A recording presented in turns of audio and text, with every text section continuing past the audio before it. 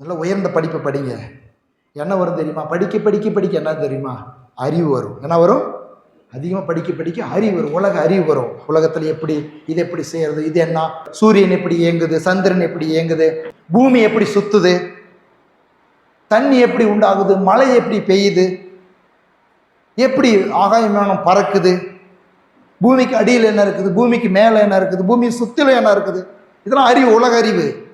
இதெல்லாம் உலக அறிவு உண்டாகும். ஆனால் சொல்லிட்டா இதை படிக்க படிக்க ஞானம் உண்டாகும். அல்லேலூயா. வெற்றி வாழ்க்கைக்கான ரகசியம் இது தெரியுமா உங்களுக்கு? பெரிய பெரிய படிப்பு படிச்சு உலக அறிவில் இருக்கிறவன் வாழ தெரியல, பாவத்தை மேற்கொள்ள தெரியல, குடும்பத்தை நடத்த தெரியல, வாழ்க்கையில் வெற்றி இல்லை, தோத்து போயிருக்கிறான். வாழ்க்கையில தோற்று போயிருக்கிறான், பொருளாதாரத்தில் தோற்று போயிருக்கிறான், பாவத்துக்கிட்ட தோத்து போயிருக்கிறான், பிசாசுகிட்ட தோத்து போயிருக்கிறான். ஆனா இதை படித்து, இதை தியானித்து, இதை விசுவாசித்து, இந்த வார்த்தைகள் தேவனுடைய வார்த்தைகள், எனக்காய் சொல்லப்பட்ட வார்த்தைகள் என்று நம்பி ஏற்றுக்கொண்டு விசுவாசித்த மக்கள் வெற்றியாய் வாழ்கிறார்கள். ஹல்லேலூயா.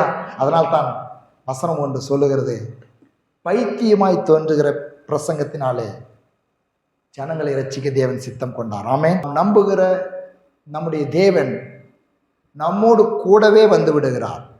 இயேசு கிறிஸ்துவை நம்பும் பொழுது நடக்கிற ஒரு பாக்கியம் என்ன என்று சொன்னால், அவர் நம்மோடு கூட, அவருடைய பெயரே இம்மானுவேல் என்று சொல்லி அர்த்தம்.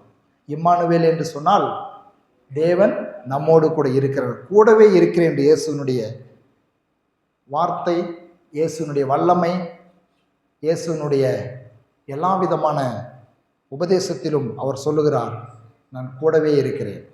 உயிர்த்தெழுந்த பிறகும் கூட அவர் சொல்லுகிறார், நான் கூடவே இருக்கிறேன். இயேசு கிறிஸ்துவை பற்றி நாம் அறிய வேண்டும் என்று சொன்னால் நமக்கு உதவியாக இருக்கிறது அவருடைய வார்த்தைகள் அடங்கிய பரிசுத்த வேதாகமும். அவரை நாம் அறிய அறிய அவர் மேல் நம்பிக்கை நமக்கு பெருகிறதா இருக்கிறது. நம்முடைய வாழ்க்கையில் பாக்கியங்களும் பெருகிறதா இருக்கிறது. அவர் மேல் நம்முடைய நம்பிக்கை, விசுவாசம் உறுதியாய், ஏசாயா 23 சொல்லுகிறது. அதில் என்ன சொல்லுகிறது? உறுதியாய் பற்றி கொண்ட மனதை உடையவன் உம்மையே நம்பி இருக்கிறபடியால் அவனை பூர்ண சமாதானத்தோடு காத்துக்கொள்வீர். ஆமென். அவர் பூர்ண சமாதானத்தோடு காத்துக்கொள்கிறவராக இருக்கிறார். இயேசு யார் என்று நாம் அறியும் பொழுதுதான் அவர் மேல் அதிகமான நம்பிக்கை வைக்க முடியும். ஆகவே தான் இயேசு கிறிஸ்துவை நம்புகிற நாம், இயேசு கிறிஸ்துவை ஆராதிக்கிற நாம், அவரிடத்தில் ஜெபிக்கிற நாம் என்ன செய்கிறோம் என்று சொன்னால், அவரை பற்றி, இயேசுவை பற்றி இன்னும் அதிகமாய் நாம் அறிய ஆவலாய் இருக்கிறோம். ஏன் ஆவலாய் இருக்கிறோம்? ஏன் இயேசுவை பற்றி ஒவ்வொரு இடங்களிலும் அவருடைய வல்லமையை பற்றி, அவருடைய மகத்துவங்களை பற்றி போதிக்கப்படுகிறது என்று சொன்னால், அவர் யார் என்று அறிந்தால்தான் அவர் மேல் உறுதியாய் நாம் நம்பிக்கை வைக்க முடியும். இன்னைக்கு அநேகருடைய வாழ்க்கையில் இயேசுவின் மேல் வைக்கிற நம்பிக்கை, இந்த உலகத்தில் எல்லாருமே இயேசுவை தெய்வம் என்று ஏற்றுக்கொள்கிறார்கள். ஆனால் இயேசுவின் மேல் வைக்கிற நம்பிக்கை உறுதியாக இருக்க வேண்டும் என்று சொன்னால் அவர் யார், எப்பேற்பட்டவர் என்ற அறிவு இருக்கும் பொழுது மாத்திரமே அந்த நம்பிக்கை இன்னும் உறுதியாய் அவர் மேல் நமக்கு உண்டாகிறது. அந்த உறுதியான நம்பிக்கை உண்டாகிறதுனால என்னவா, எதுக்கு இயேசு நம்புங்கன்னு சொல்கிறோம்? ஏதோ இயேசுவுக்கு, நாம் இயேசுவை நம்புகிறதுனால இயேசுக்கு ஏதாவது லாபம் இருக்குதா? கிடையாது. ஒரு மனிதன் இயேசுவை நம்பும் பொழுது எனக்கு ஏதாவது லாபம் இருக்குதா? கிடையாது. இன்னைக்கு அநேகர் தவறாய் புரிந்து கொள்கிறார்கள். ஒவ்வொரு மனுஷனும் ஏன் இயேசுவை நம்ப வேண்டும் என்று சொன்னால், இயேசுவை நம்பும் பொழுது மாத்திரமே அந்த மனுஷனுக்கு பூர்ணமான நன்மை. நமக்கு நம்முடைய லாபத்துக்காகத்தான் நாம் இயேசுவை நம்புகிறோமே தவிர, நாம் இயேசுவை நம்புகிறதுனால அவருக்கு ஒரு லாபமுமே கிடையாது. ஏன்னா அவர் யார் அப்படின்னாக்கா, வானத்தையும் பூமியும் படைத்தவர். ஆதி ஆகமம் 1:1 சொல்லுகிறது, ஆதியிலே தேவன் வானத்தையும் பூமியும் படைத்தார். நீங்களும் நானும் ஆராதிக்கிற இயேசு கர்த்தர் தேவன் என்று சொல்லுகிறோமே, யாருன்னாக்கா வானத்தையும் பூமியும் படைத்தவர். எல்லாம் சொல்லு, வானத்தையும் பூமியையும் படைத்தவர். எங்கேயோ திடீர்னு முளைச்சவர் அல்ல, திடீர்னு எங்கேயோ கண்டவர் அல்ல, எங்கேயோ திடீர்னு எங்கேயோ ஒரு தரிசனம் கொடுத்தவர் அல்ல. இயேசுவை பற்றி நாம் அறிய வேண்டும் என்று சொன்னால் இந்த பரிசுத்த வேதாகமம் நமக்கு சொல்லுகிறது, வானத்தையும் பூமியும் படைத்தவர். ஹல்லேலூயா. தன் இயேசு ஆராதிப்பதில் நம்மளுக்கு அவ்வளோ ஒரு சந்தோஷம். இயேசு யார்? அவர் நல்லவர், அவர் வானத்தையும் பூமியும் படைத்தவர். வாய் திறந்து சொல்லுமா, இயேசு வானத்தையும் பூமியையும் படைத்தவர். ஆதியாகமம் 1:1 அப்படி சொல்லுது, ஆதியிலே தேவன் வானத்தையும் பூமியும் சிருஷ்டித்தார். எங்கே இன்னைக்கு பாருங்க, இயேசுவுக்கு ஒரு மேன்மை உண்டு, இயேசுவுக்கு ஒரு வல்லமை உண்டு, அவருக்கு ஒரு பின்னணி உண்டு. அவர் எங்கேயோ இன்னைக்கு உலகத்தில் நாம் பார்க்கும் பொழுது, சிலர் கேட்கும் பொழுது, கடவுளுடைய அந்த சரித்திரம் என்று சொன்னால் தெரியாதலே, எப்படியோ எங்கே தெரியாதுங்க கடவுள் அப்படின்னு சொல்லி கும்பிடுவாங்க. ஆனால் ஒன்று, இயேசு அப்படி நான் கடவுளை என்னை எல்லாம் கும்பிட்டுக்காங்க அப்படின்னு சொல்ல வரல. அவர் என்ன சொல்லுகிறார்? நான் தான் படைத்தேன். ஆமென். வானத்தையும் பூமியும் படைத்தவர். யோவான் எழுதின சுவிசேஷம் 1வது அதிகாரம் 1-5 வரலும் எழுதப்பட்டிருக்கிறது.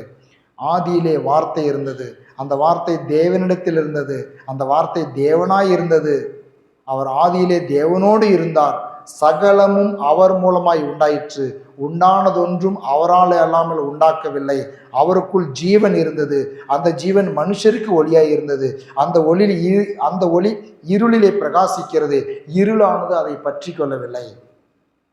நீ உலகத்தில் தைரியமாய் சொல்ல முடியும், எல்லாம் இயேசுவின் மூலமாய் உண்டானது. ஹல்லேலூயா. ஆகவே இயேசுவை ஆராதிக்கிறத பற்றி, இயேசுவை நம்புறதை பற்றி நாம் வெட்கப்பட வேண்டிய அவசியமே இல்லை. ஆனால் இன்னைக்கு பலருடைய பலவிதமான நம்பிக்கைகள் உலகத்தில் இருக்குது. பல பெயரிலே உள்ள தெய்வங்களை மனிதர்கள் வணங்குகிறார்கள். அவர்கள் போய் தைரியமாக சொல்ல முடியாது, நாங்கள் கும்பிடுறதான இந்த தெய்வம், நாங்கள் வணங்குகிறதான இந்த தெய்வம் வானத்தையும் படைச்ச கடவுள் சொல்லிவிட முடியாது. எல்லா உலகத்தையும் சிருஷ்டித்தவர்னு சொல்லிவிட முடியாது. ஏன்னா அதற்கு ஆதாரம் என்று சொல்லி ஒன்றும் இல்லை. ஆனால் இயேசுவுக்கு ஆதாரங்கள் உண்டு, வார்த்தை உண்டு, சரித்திரம் உண்டு, திறக்கப்பட்ட கல்லறை உண்டு. ஹல்லேலூயா. எல்லாத்துக்கும் மேல என்ன இருக்குது? திறந்திருக்கிற கல்லறை. எங்கேயாவது திறந்திருக்கிற கல்லறை பார்த்துருக்கிறீங்களா? பார்க்கணுன்னாக்கா இயேசு வாழ்ந்து மரித்து உயிரோடு எழுந்தார், அவருடைய கல்லறை திறக்கப்பட்டு இருக்கிறது. அவர் உயிரோடு வாழ்ந்த மனிதனாய் வந்த தெய்வம், அவர் எல்லாவற்றையும் படைத்தவர்.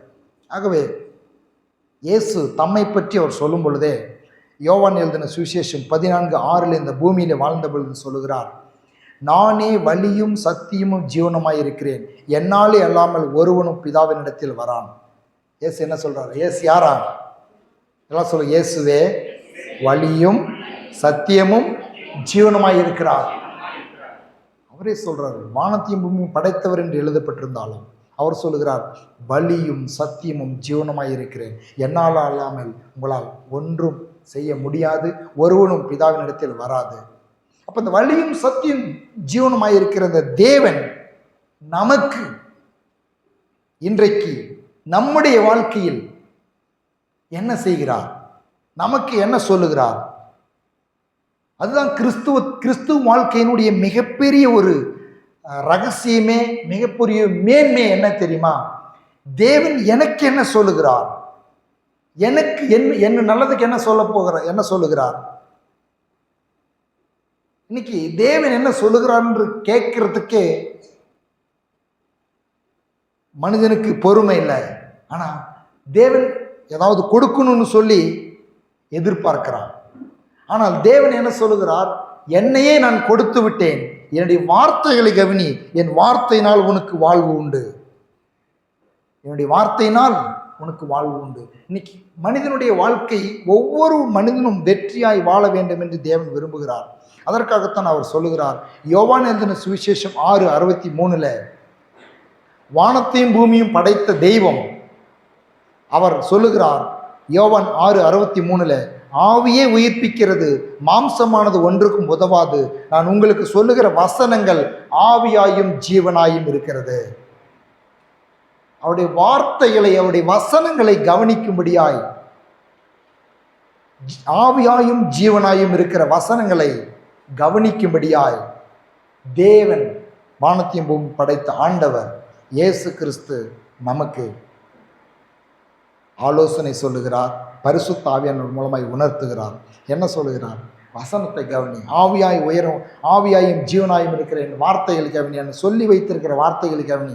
தேவனுடைய வார்த்தைகள் அறிய அறிய நம்முடைய வாழ்க்கை உயிர்ப்பிக்கப்படுகிறது.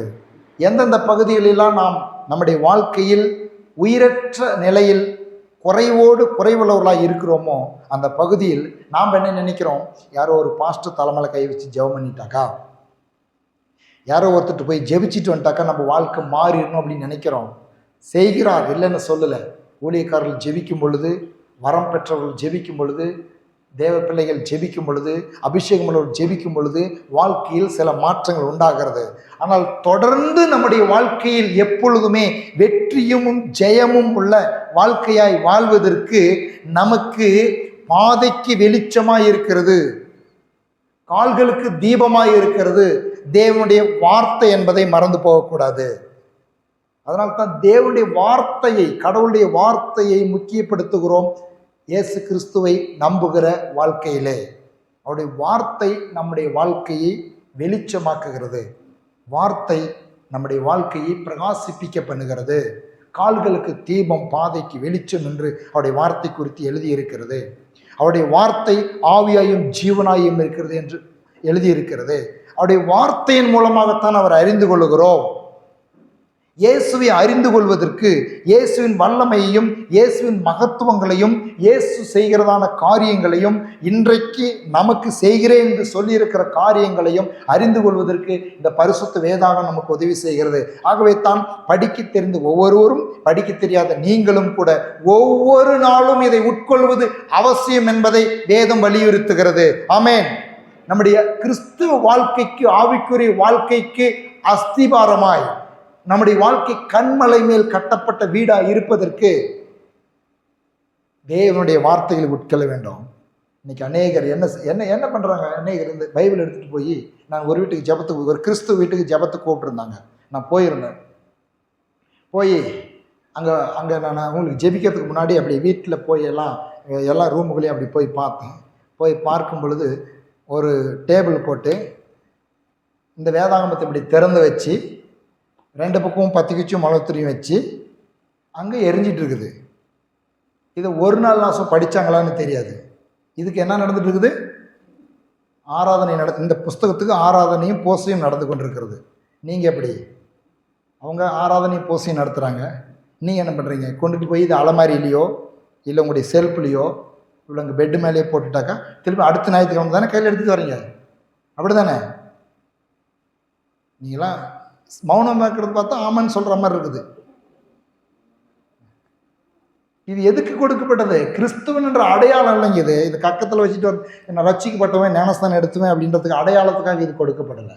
இது இப்படி கக்கத்தில் வச்சுட்டு வரத்துக்கோ இல்லை பையில் போட்டுட்டு வரத்துக்கோ இது கொடுக்கப்படலை. படிக்க தெரிஞ்ச ஒவ்வொருக்கும் சொல்கிறேன். படிக்க தெரியாதவங்களும் உங்களுக்கு எப்படி தேவனுடைய வார்த்தை கேட்க வேண்டும் என்பதற்காக உங்களுக்கு நான் ஆரம்பத்திலே உதவி செஞ்சுருக்கிறேன். ஒவ்வொருத்தருக்கும் ஆடியோ பைபிள் உங்களுக்கு கொடுத்துருக்குறேன், டெக்கு கொடுத்துருக்குறேன். எத்தனையோ காரியத்துக்கு செலவு பண்ணுறீங்க, ஆயிரக்கணக்கில் செலவு பண்ணுறீங்க. ஒரு டெக்கு வாங்கி, ஒரு ஆண்டுடைய வார்த்தை அடங்கி ஒரு பென்ட்ரைவ் வாங்கி போட்டு வீட்டில் எத்தனையோ நேரத்தை வீணடிக்கிறீங்க. கேட்கலாமே, வாழ்வு தரும் வார்த்தை. ஆமென். பேதுரு சொல்கிறான், வாழ்வு தரும், வாழ வைக்கிற வார்த்தைங்க. ஏதாவது ஒன்று கிடைக்குதுன்னா செய்ய மாட்டோமா நம்ம? இதில் எல்லாம் கிடைக்குதுங்க. ஆமென்.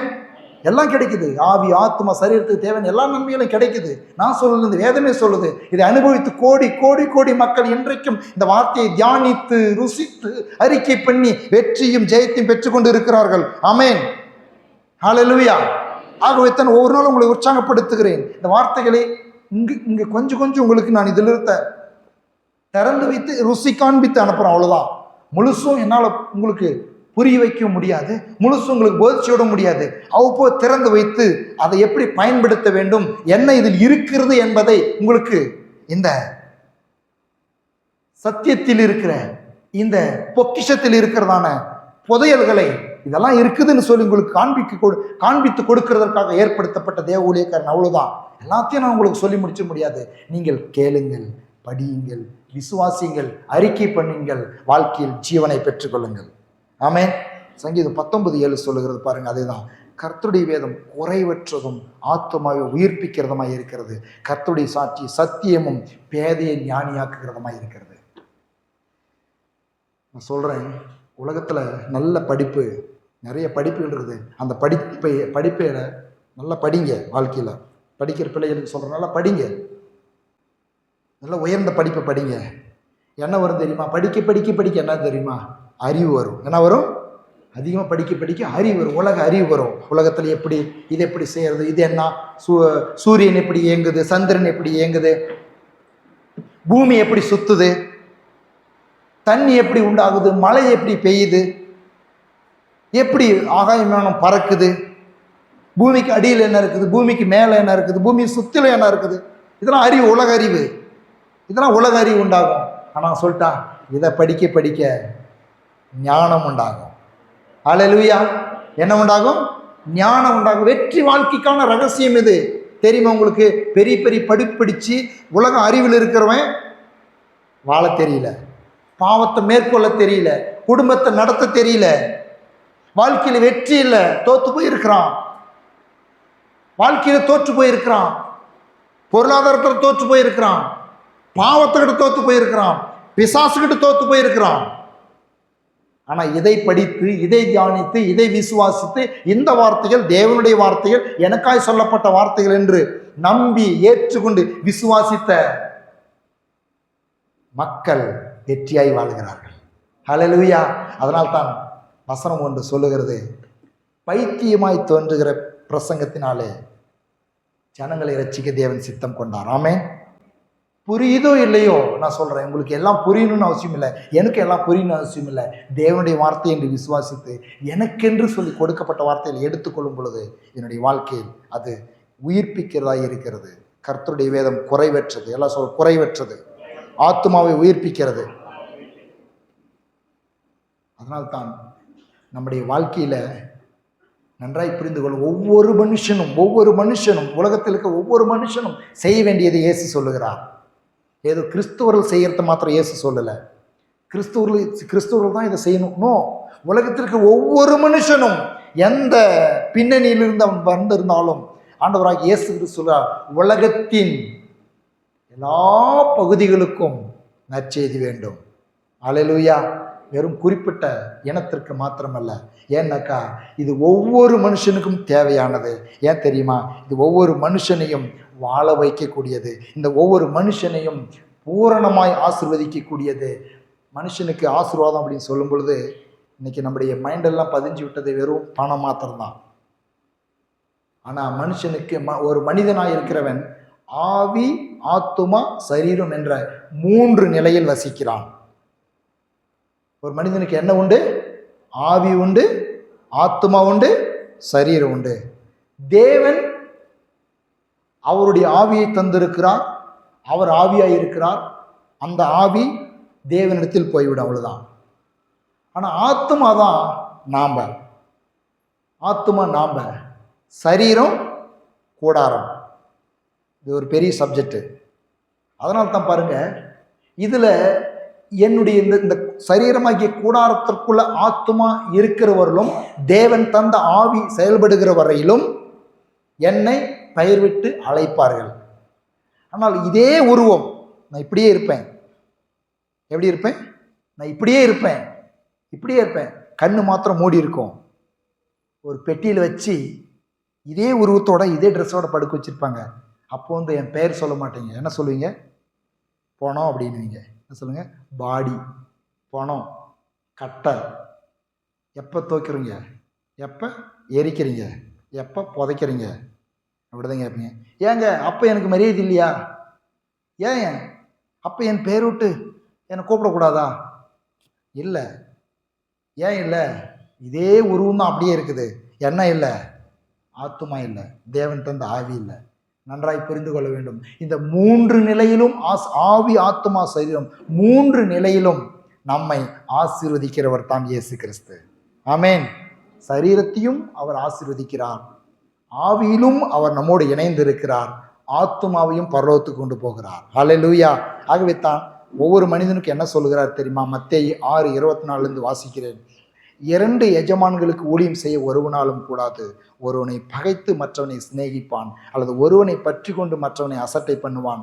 தேவனுக்கும் உலக பொருளுக்கும் ஊழியம் செய்ய உங்களால் கூடாது. ஆகையால் எண்ணத்தை உண்போம், எண்ணத்தை குடிப்போம் என்று உங்கள் ஜீவனுக்காகவும், எண்ணத்தை உடுப்போம் என்று உங்கள் சரீரத்துக்காகவும் கவலைப்படாதிருங்கள் என்று உங்களுக்கு சொல்லுகிறேன். ஆகாரத்தை பார்க்கிலும் ஜீவனும், உடையை பார்க்கிலும் சரீரமும் விசேஷித்தவைகள் அல்லவா? ஆகாயத்து பட்சிகளை கவனித்து பாருங்கள். அவைகள் விதைக்கிறதும் இல்லை, அறுக்கிறதும் இல்லை, களஞ்சியங்களில் சேர்த்து வைக்கிறதும் இல்லை. அவைகளையும் உங்கள் பரமபிதா பிழைப்பூட்டுகிறார். அவைகளை பார்க்கிலும் நீங்கள் விசேஷித்தவர்கள் அல்லவா? கவலைப்படுகிறதுனாலே உங்களில் எவன் தன் சரீர அளவோடு ஒரு முழத்தை கூட்டுவான்? உடைக்காகவும் நீங்கள் கவலைப்படுகிறது என்ன? காட்டு புஷ்பங்கள் எப்படி வளர்கிறது என்று கவனித்து பாருங்கள். அவைகள் உழைக்கிறதும் இல்லை, நூற்கிறதும் இல்லை. என்றாலும் சாலமோன் முதலாய் தன் சர்வ மகிமையிலும் அவைகளில் ஒன்றை போலாகிலும் உடுத்தி இருந்ததில்லை என்று உங்களுக்கு சொல்லுகிறேன்.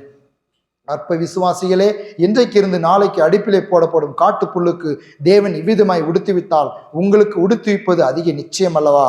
ஆகையால் எண்ணத்தை உண்போம், எண்ணத்தை குடிப்போம் என்று உடுப்போம் என்று கவலைப்படாதிருங்கள். இவைகளெல்லாம் அஞ்ஞானிகள் நாடி தேடுகிறார்கள். இவைகளெல்லாம் உங்களுக்கு வேண்டியவைகள் என்று உங்கள் பரமபிதா அறிந்திருக்கிறார். முதலாவது தேவனுடைய ராஜ்யத்தையும் அவருடைய நீதியையும் தேடுங்கள், அப்பொழுது இவைகளெல்லாம் உங்களுக்கு கொடுக்கப்படும். ஆகையால் நாளைக்காக கவலைப்படாதிருங்கள். நாளைய தினம் தன்னுடையவைகளுக்காக கவலைப்படும். அந்தந்த நாளுக்கு அதின் பாடு போதும். இயேசுடைய அற்புதமான போதனை பார்த்தீங்களா? மொத்தமா என்ன சொல்றாரு? ஃபர்ஸ்ட் ப்ரிஃபரன்ஸ் ஆண்டவருக்கு, இயேசுவுக்கு. முதலாவது தேவனுடைய ராஜ்யத்தையும் அவருடைய நீதியும் தேடுங்கள். எல்லாரும் சொல்லுங்க, முதலாவது வாழ்க்கையிலே இயேசு. இப்போ இயேசுக்கு முதலிடம் கொடுப்பதுன்னா என்னங்க? இயேசுக்கு முதலிடம், இயேசு நம்புறங்க, இயேசு விசுவாசிக்கிறீங்க அப்படின்னு நம்ம பல நேரங்களில் சொல்கிறோம். இயேசுக்கு முதலிடம் கொடுக்கறதுன்னா என்ன? இயேசு எல்லாரும் நம்புறாங்க. ஆனால் எல்லாரும் பாருங்கள், உலகத்தில் வருகிற எல்லாருமே கூட, உலகத்தில் இருக்கிற எல்லா மனுஷர்களும், எல்லா நம்பிக்கை உள்ளவர்களும் இயேசுவை நம்புகிறாங்க, இயேசு தெய்வம் என்று ஏற்றுக்கொள்கிறாங்க. ஆனால் வாழ்க்கையில் இயேசுவுக்கு முதலிடம் கொடுக்கிற மனிதனுடைய வாழ்க்கையில் தான் ஆவி, ஆத்மா, சரீரத்தில் ஆசீர்வாதம் உண்டாகும். இன்னைக்கு இயேசுக்கு முதலிடம் கொடுக்கல, இயேசு நம்புறேன் அப்படின்னாக்கா சரீரத்தில் சில நன்மைகள் உண்டாகுது. நம்பவே வேண்டாங்க இயேசுவை. நீ இயேசுவையே நம்ப வேண்டாம். அவர் அன்பும் இரக்கமும் கிருபையுள்ளவர். ஆகவே அவர் என்ன சொல்றாரு? தம்முடைய ஊழியக்காரர்களை, தேவனால் தெரிந்து கொள்ளப்பட்ட ஊழியக்காரர்கள் மேல் உள்ள அபிஷேகத்தினால சில நன்மைகள் நடக்குது. பார்த்துருக்கிறீங்களா? இயேசுவை நம்ப மாட்டாங்க. அப்படிப்பட்டவங்களுக்காக நான் ஜெபிச்சு இருக்கிறேன். அற்புதத்தை தேவன் செஞ்சிருக்கிறாரு. ஏன் தெரியுமா? எதுக்கு செய்யறாரு தெரியுமா? அற்புதம் எதுக்கு செய்யறாருனாக்கா, நான் தான் தேவன் என்பதை உறுதிப்படுத்துவதற்காக. ஹல்லேலூயா! தேவன் உறுதிப்படுத்துறதுக்காக அற்புதங்கள் செய்யறாரு. நம்பாதவங்க வாழ்க்கையில் செய்யறாரு. அதன் பிறகும் அவருடைய வாழ்க்கை நம்பலைன்னா அது அவருடைய பாடு. ஆகவே இயேசுவை எல்லாரும் நம்புகிறார்கள். ஆனால் இயேசுவை நம்புகிற எல்லாரும் பூரண ஆசீர்வாதத்தை பெற்றுக்கொள்கிறது இல்லை. ஆனால் இயேசுவுக்கு தம்முடைய வாழ்க்கையில் முதலிடம் கொடுக்கிறவர்கள், இயேசுவின் வார்த்தைக்கு தங்களுடைய வாழ்க்கையில் முதலிடம் கொடுக்கிறவர்கள் ஆவியிலே, ஆத்துமாவிலே, சரீரத்திலே 3 நிலைகளிலும் பரிபூர்ண ஆசீர்வாதத்தை பெற்றுக்கொள்கிறார்கள். ஹல்லேலூயா, ஹல்லேலூயா. எங்க சொல்லி இருக்கிறார் ஆண்டவராகிய இயேசு கிறிஸ்து? யோவான் 10:7-11 வரலும் வாசிக்கிறேன், கவனிங்க. ஆதலால் இயேசு மறுபடியும் அவர்களை நோக்கி, நானே ஆடுகளுக்கு வாசல் என்று மெய்யாகவே மெய்யாகவே உங்களுக்கு சொல்லுகிறேன். எனக்கு முன்னே வந்தவர்கள் எல்லாம் கள்ளரும் கொள்ளைக்காரருமாய் இருக்கிறார்கள். ஆடுகள் அவர்களுக்கு செவி கொடுக்கவில்லை. நானே வாசல். என் வழியாய் ஒருவன் உட்பிரவேசித்தால் அவன் ரட்சிக்கப்படுவான். அவன் உள்ளும் புறம்பும் சென்று மேய்ச்சலை கண்டடைவான். திருடன் திருடவும் கொல்லவும் அழிக்கவும் வருகிறான் என்று வேறொன்றுக்கும் வரான். நானோ அவைகளுக்கு ஜீவன் உண்டாயிருக்கவும் அது பரிபூர்ணப்படும் வந்தேன். நானே நல்ல மேய்ப்பன். நல்ல மேய்ப்பன் ஆடுகளுக்காக தன் ஜீவனை கொடுக்கிறான். எல்லாம் சொல்லுங்க, நானே. நானே. யார் சொன்னது நானேன்னு? நானும் அப்படின்னு சொன்னாரா, நானேன்னு சொன்னாரா? நானே. என்ன சொல்லுகிறாரு? ஜீவன் உண்டாயிருக்கும், அது பரிபூர்ணப்படம் வந்தேன். பரிபூர்ணமான ஆசீர்வாதம் வேணுமா? என் அன்பு தேவனுடைய பிள்ளைகளை, இதை கேட்டுக்கொண்டுகிற நீங்கள் யாராக இருந்தாலும், ஐயோ என்னுடைய ஆவியில், என்னுடைய ஆத்துமாவில், என்னுடைய சரீரத்தில் எல்லா பகுதிகளிலும் ஒரு பரிபூர்ண ஆசீர்வாதம் வேணும்னு சொன்னாக்கா நம்முடைய வாழ்க்கையில் இயேசுவுக்கு முதலிடம், அவருடைய வார்த்தைக்கு முதலிடம். ஆமென். இன்னைக்கு அநேகருடைய வாழ்க்கையில் பாருங்கள், பரிபூர்ணமான ஆசீர்வாதத்தை பெற்றுக்கொள்ளாக்கிறதுக்கு எத்தனையோ வருஷம் விசுவாசிகளாக கூட நம்ம இருக்கலாம், ரட்சிக்கப்பட்டு இருக்கலாம், ஞானஸ்தானம் கூட நீங்கள் எடுத்திருக்கலாம், அந்நிய அபிஷேகம் கூட பெற்றிருக்கலாம். ஆனால் பரிபூர்ண ஆசீர்வாதம்ன்றது அது பெரிய ஒரு பாக்கியம். பூர்ணமாக எல்லா பகுதிகளிலும். சில பேருக்கு பணம் இருக்கும், நிம்மதி இருக்காது. சில பேர்த்துக்கு நிம்மதி இருக்கும், பணம் இருக்காது. சில பேர்த்துக்கு சுகம் இருக்கும், பணம் இருக்காது. சில பேர்த்துக்கு சுகம் இருக்காது. இப்படியெல்லாம் எல்லாம் ஒவ்வொன்றிலும் நம்முடைய வாழ்க்கையில் ஏற்றத்தாழ்வுகளிலே நாம் சிக்கி தவிக்கிறதை நாம் பார்க்கிறோம். ஆனால் எல்லா பகுதிகளிலும் பவுல் சொல்லுகிறார், நான் மனரம்யமாய் இருக்க நான் கற்றுக்கொண்டேன். எந்த நிலையில் இருந்தாலும் மனரம்யமாய் இருக்க நான் கற்றுக்கொண்டேன் அப்படின்னு பவுல் சொல்லுகிறது போல மனரம்யமாய் வாழத்தான், பரிபூர்ண ஆசீர்வாதங்களால் நிரப்பப்பட்டு வாழ்கிறதைத்தான் இயேசு விரும்புகிறார். ஹல்லேலூயா. உங்களுக்கும் எனக்கும் பரிபூர்ண ஆசீர்வாதத்தை தருகிறவர் இயேசு. ஜீவன் உண்டாயிருக்கும். ஜீவனுன்னா என்னங்க? ஜீவன் அப்படின்னா உயிர் இல்லை, இந்த சரீரத்திற்கு அந்த உயிர் கிடையாது. ஜீவன் என்று சொன்னால் ஆசீர்வாதம். ஆமென். என்ன சொல்கிறார்? உங்களுக்கும் எனக்கும் ஆசீர்வாதம் உண்டாயிருக்கவும் அது எல்லா பகுதிகளிலும் பூரணப்படவும் இயேசு வந்தார். ஹல்லேலூயா. ஜீவன்னா என்ன? ஜீவன்னா ஆசீர்வாதம். மரணம்னா என்ன? மரணம் என்ன? எல்லா விதமான தோல்விகளும் சாபங்களாக இருக்கலாம். உங்களுடைய வாழ்க்கையில் நீங்களும் நானும் அனுபவிக்கிறதான எல்லா தீமைகளும் மரணம், நன்மைகளும் ஜீவன். அவ்வளோதான். ஆகவே தான் நம்முடைய வாழ்க்கையில் இயேசுவுக்கு நாம் முதலிடம் கொடுக்க, அவருடைய வார்த்தைக்கு முதலிடம் கொடுக்கும் பொழுது நம்முடைய வாழ்க்கையில் மரணம் ஜீவனாய் மாறுகிறது. ஹல்லேலூயா. அதனால தான் இயேசு அழகா சொல்கிற 2 எஜமானங்களுக்கு ஊழியம் செய்ய முடியாது. அப்படின்னா என்ன அர்த்தம்னாக்கா, இன்னைக்கு 2 எஜமானுக்கு ஊழியம் செய்ய முடியாதுனாக்கா, ஆரம்ப நாட்களில் எனக்கு எப்படி ஒரு சிலர் கற்றுக் கொடுத்தாங்கனாக்கா, 2 எஜமானுக்கு ஊழியம் செய்ய முடியாதுன்னா, உலகத்தில் ஏதாவது ஒரு வேலை பண்ணிட்டு நீ ஒரு ஊழியம் பண்ண முடியாது. ஊழியம் பண்ணணும் அப்படின்னாக்கா வேலையை விட்டுறணும், உலக வேலையை பண்ணக்கூடாது, உலகத்தில் எந்த வேலையும் பண்ணக்கூடாது. கம்முன்னு ஊழியம்னாக்கா கம்முன்னு எல்லாத்தையும் விட்டுட்டு கம்முன்னு உட்காந்துட்டு இருக்கணும், ஜெபம் பண்ணிட்டு பைபிள் படிச்சுட்டு உட்காந்துட்டு. இப்படி தான் எனக்கு கற்றுக் கொடுத்தார்கள். அப்படி தான் எனக்கு புரிஞ்சிச்சு. அப்படி தான் சில பேர் சொன்னார்கள். ஆனால் வசனத்தை நான் தியானித்து பார்க்கும் பொழுது, உலகத்தில் ஒரு வேலையை செய்து கொண்டு கடவுளுடைய ஊழியத்தை செய்வது தவறல்ல. அப்படி வேலையை செய்து கொண்டு கடவுளுடைய ஊழியத்தை, அதாவது கர்த்தருடைய அழைப்பு, எதற்காக அழைத்தாரோ, பிரசங்கம் பண்ணுவதற்கு, ஆராதிப்பதற்கு, ஆத்துமாக்களுக்கு ஆறுதல் சத்தியத்தை சொல்லுவதற்கு, வியாதியஸ்தலுக்காய் ஜெபிப்பதற்கு, மற்றவர்களை ஆறுதல் படுத்துவதற்கு, எதற்கோ ஒன்றுக்கு நம்மை அழைத்திருப்பார். ஒவ்வொருவரையும் அழைத்திருக்கிறார். நீ என்னதான் அழைச்சாரு, நீங்களாம் வேஸ்ட்டுன்னு இல்லை, ஒவ்வொருத்தரும் அழைச்சிருக்கிறாரு. அந்த அழைப்புக்கு நீங்கள் உங்களை அர்ப்பணித்து அதை நீங்கள் அனல் மூட்டி எழுப்புனா அதில் நீங்கள் வெற்றி அடையலாம். இங்கே இருக்கிற ஒருத்தருக்கு எங்களுக்கெல்லாம் அழைப்பு இல்லை, நான் படிக்கலை, ஏதாவது அவருடைய ராஜ்யத்தின் பணியில், ஏதாவது ஒரு பணியில் உங்களுக்கு ஒரு அழைப்பு உண்டு. ஆமென். கடைசியாக இல்லை, எனக்கு ஜெபிக்கிற அழைப்புனாசம் உங்களுக்கு இருக்கும். அதை இனம் கண்டு எனக்கு இதுதான் தேவன் கொடுத்துருக்கிறான்னு சொல்லி புரிஞ்சு அதில் நீங்கள் உங்களை அந்த அழைப்பில் உங்களை அனல் மூட்டி அவங்களை எழுப்புனாக்கா அது தேவ நாமத்துக்கு மகிமையாக இருக்கும். அப்போ 2 எஜமானங்களுக்கு ஊழியம் செய்ய முடியாது அப்படின்னு இந்த இடத்துல போட்டிருக்கிறத நான் கற்றுக்கொண்டேன், இப்பொழுது எப்படி புரிந்து கொண்டேன் அப்படின்னு சொன்னாக்கா, அவர் என்ன 2 எஜமானங்களுக்கு ஊழியம் செய்ய முடியாது அப்படின்னாக்கா, என்னுடைய ஒரு புரிந்து கொள்வதன்படி நான் உங்களுக்கு கற்றுக் கொடுக்குறேன். ஆவியானவர் எனக்கு உணர்த்தி புரிந்து கொள்ளும்படி, கவலைப்பட்டுக்கிட்டே இயேசு நம்ப முடியாது. புரிஞ்ச நான் சொல்றது? புரியுது உங்களுக்கு? புரியலையா? கவலைப்பட்டுக்கிட்டே இயேசு நம்ப முடியாது. அப்ப கவலைப்படும் பொழுது யாருக்கு ஊழியம் செய்கிறேன்? கவலைக்கு பிதாவாக இருக்கிற சாத்தானுக்கு ஊழியம் செய்கிறேன். அப்ப சாத்தானுக்கு ஊழியம் செஞ்சுக்கிட்டு இயேசு நம்புறதுன்னா இயேசு ஊழியம் செய்கிறது இல்லையா? அப்போ இயேசு நம்ப முடியாது. அதனால்தான் இந்த பகுதியில் அந்த 2 எஜமானர்களுக்கு ஊழியம் செய்ய முடியாது அப்படின்னு சொல்லிட்டு கீழே வரும்பொழுது அவர் சொல்கிறாரு, கவலையை பற்றியே பேசுகிறாரு. மேலே 2 எஜமானுக்கு ஊழியம் செய்ய முடியாதுன்னு சொல்லிவிட்டு கீழே வந்து வேலையை பற்றி பேசியிருக்கணும். என்ன பேசியிருக்கணும்? வேலையை பற்றி பேசியிருக்கணும். ஆனால் 2 எஜமானுக்கு ஊழியம் செய்ய முடியாது அப்படின்னு சொல்லிவிட்டு கீழே வந்து எதை பற்றி பேசுகிறாரு? கவலையை பற்றி பேசுகிறாரு. அப்போ நான் புரிந்து கொண்ட என்ன தெரியுமா? கவலைப்பட்டுக்கிட்டே இயேசு நம்புறேங்க, நானும் நம்புறேங்க, ரொம்ப நம்புறேங்க, இயேசுவை விசுவாசிக்கிறேங்க. ஆனால் என் குடும்பத்தில் ரொம்ப கஷ்டங்க, ரொம்ப வேதனைங்க, ரொம்ப துக்கங்க, இது இப்படி நடக்குதுங்க, அது அப்படி நடக்குதுங்க, கஞ்சிக்கு இல்லைங்க, சோத்துக்கு இல்லைங்க, வேலை இல்லைங்க, படுப்பு இல்லைங்க, வாழ்க்கையில் முன்னேற்றம் இல்லைங்க அப்படின்னு சொல்லி புலம்பிக்கிட்டே கவலைப்பட்டுக்கிட்டே இயேசு நம்பினாக்கா என்ன பண்ணுறோம்? 2 எஜமான கூலி பண்ணுறது இதுதான். இதெல்லாம் விளக்கணும் அப்படின்னாக்கா நிறைய நேரம் பிடிக்கும். நான் சிம்பிளாக சொல்லிட்டேன். அப்போ உங்கள் வாழ்க்கையில் அப்படி செய்கிறீங்களா? இயேசு மாத்திரம் முதலாவது வைக்கிறீங்களா? இல்லை இயேசுவும் ஒரு பக்கம் இருக்கட்டும், கவலையும் ஒரு பக்கம் இருக்கட்டும். என் குடும்பத்தை குறித்து, மனைவி குறித்து, பிள்ளைகளை குறித்து ஒரு கவலை. ஆனால் யோசிக்கிறது, சிந்திக்கிறது, திட்டமிடுகிறது, ஆலோசிக்கிறது, கலந்து பேசுகிறது, அதை குறித்து விசாரிக்கிறது, அதை குறித்து அக்கறையோட இருக்கிறத பற்றி நான் பேசல. கவலை பற்றி நான் பேசிட்டு இருக்கிறேன். அக்கறை, பொறுப்பு, ஜவாப்தாரி, சிந்திக்கிறது, அதை பற்றி பேசுகிறது, பிள்ளைகளை குறித்து, கணவனை குறித்து, மனைவி குறித்து, நம்முடைய வேலையை குறித்து அதை விசாரிப்பது, அதை யோசிப்பது, திட்டமிடுவது, இந்த காரியங்கள் வேற.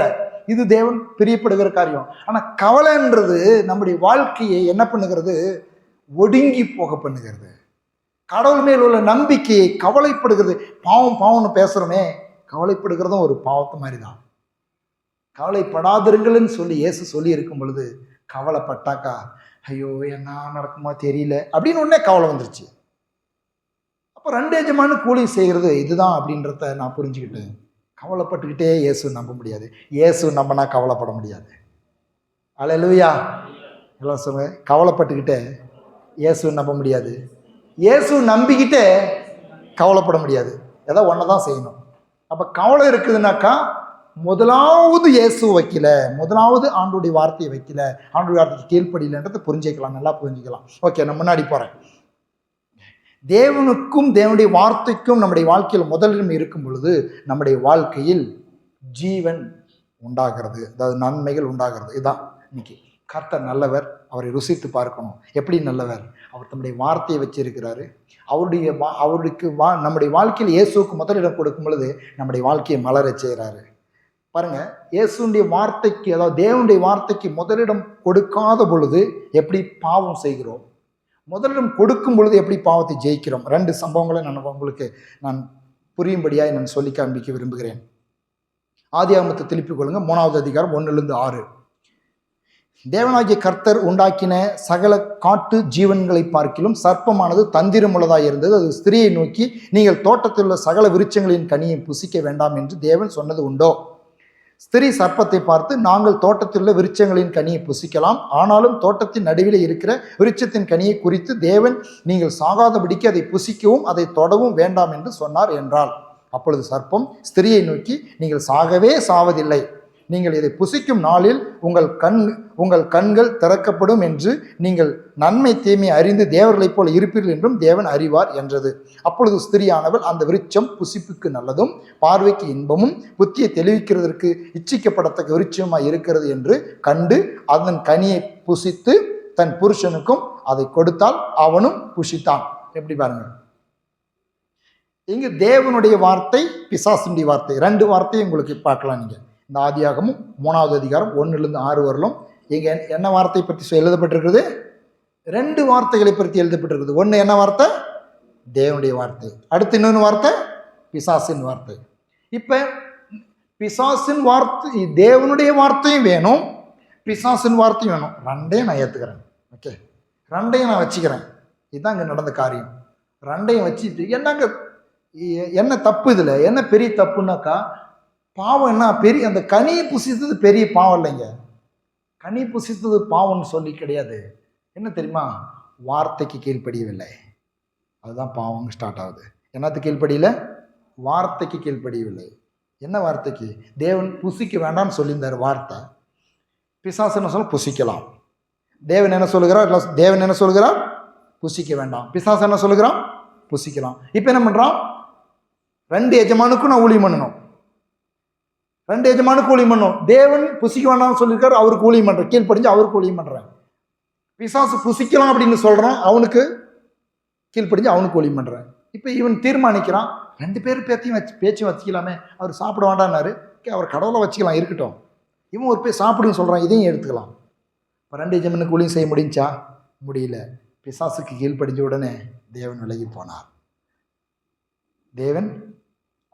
தேவ சமூகத்திட்டு அவன் விலகி போனான். ஏதோ ஒருத்தருடைய வார்த்தை தாங்க நம்ம வாழ்க்கையில் நம்பணும். நல்லா புரிஞ்சுக்காங்க. ஒருத்தருடைய வார்த்தையை தான் நம்பணும், அது இயேசுவின் வார்த்தையாக இருக்கட்டும். ஆமென். அடுத்து பாருங்க, இதே ஜெயிக்க முடியல இவனால, பிசாசு சொல்றதெல்லாம் பிசாசு சொன்ன வார்த்தையை எடுத்துக்கிட்டான், வாழ்க்கை தாறுமாறா போச்சு, பாவம் வந்துருச்சு. ஆண்டவர் சொல்றார் எங்க இருக்கிறன்றார். அதுக்கு முன்னாடி நடந்ததெல்லாம் தெரியும்.